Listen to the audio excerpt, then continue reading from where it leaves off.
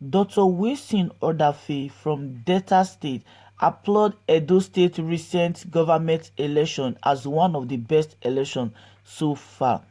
So before I continue, please, if you are new to my channel or you've been watching me, you've not subscribed, please do subscribe today and turn on the notification bell. The importance of that notification bell is whenever I upload any video, you will be notified. To all my returning subscribers, thank you very much for tuning in, and to my new subscribers, I officially welcome you to this amazing family. So you've been watching the video above where Dr. Wilson speak about the election. The assessment of the election is an interesting one. Basically, is adjudged to be the fairest or election that this country has ever witnessed. If we can really do this from time to time, then definitely we are on the path of entrenching true democracy. So when you have fair play like this, level playing field is for everyone, then we have no problem at all entrenching democracy. So I want to give kudos to certain categories of people in my assessment. The first category of people I want to give kudos to are the electorates. They're those citizens who had rights to vote and they exercise that right to vote.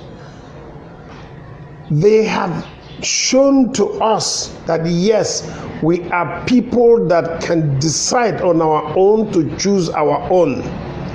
And they have equally let us know that they are not ready for bombs, dumps, and people who will cheat them to death. They are no longer ready for it. The vote of that election, by my assessment, is a vote against godfatherism. It's a vote against injustice. It's a vote against lawlessness. So, and with that, and it's equally a vote against indiscipline. All these things made me say the very first group of people to appreciate and congratulate are the electorates of Edo State. Then the second category of people are the two gentlemen, the two key players who conducted that election. Permit me to be a little bit tribal here. I'm very proud of them as the two men are honorable people. Professor Akpofure and Barrister Ngini. They are gentlemen from the noble tribe of Orobo. They have conducted themselves in the best manner ever, befitting of an honorable man, and of course befitting of a Delta State person and at large the country. We are very proud of them because they made that election to be free and fair. Then the third category of person, and who is this? The President of the Federal Republic of Nigeria, President Muhammadu Buhari. And why did I say that?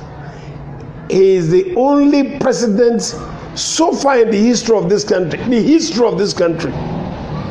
that has stood his ground and given opportunities to people's vote to be counted.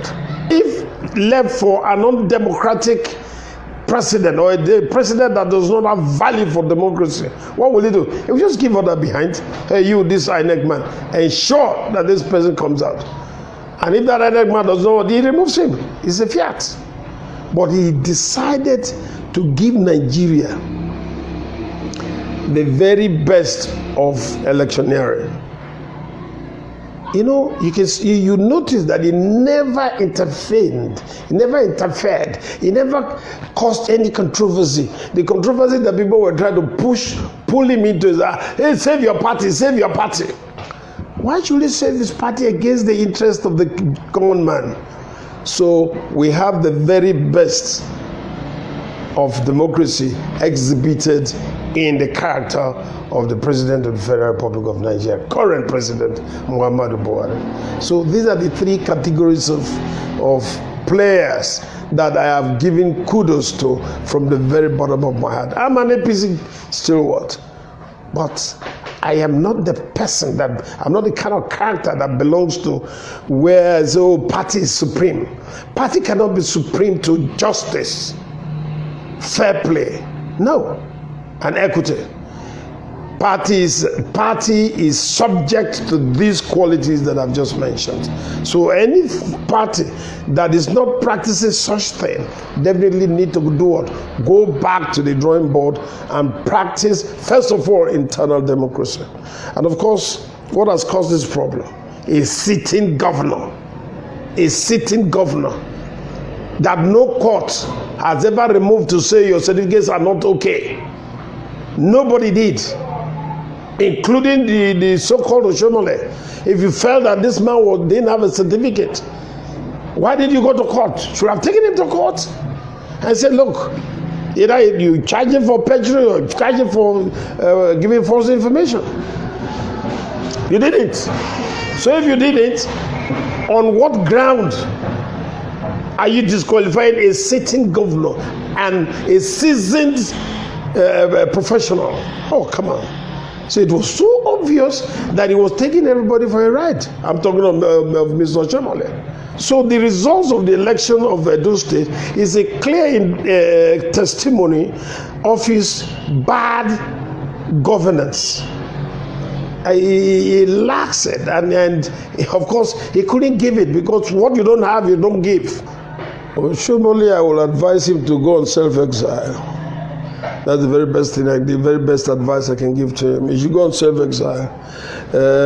He has no reason to be in politics, not in the next decade, because it's always a common adage that when the vision is loud, you leave the scene. So you can still wear your crown and live. But now that the crown has been removed from him, it's even worse. So the best thing is to just go on, because if you leave when the vision is high, you're not living on self-exile. You're living with pride and people come to you and consult. But when you're living in this shameful manner, then it is advisable, if you still wish him well, is to advise him to take a exit. Go on self-exile. Sentence yourself to self-exile. Leave the environment. Leave politics alone. After all, he has made so much money. He wasn't like this when he was labor leader. He was wearing rags. So now that he's no more wearing rags, he has a mansion that is worth billions or something. So he should, by this time, leave the environment. He should quit.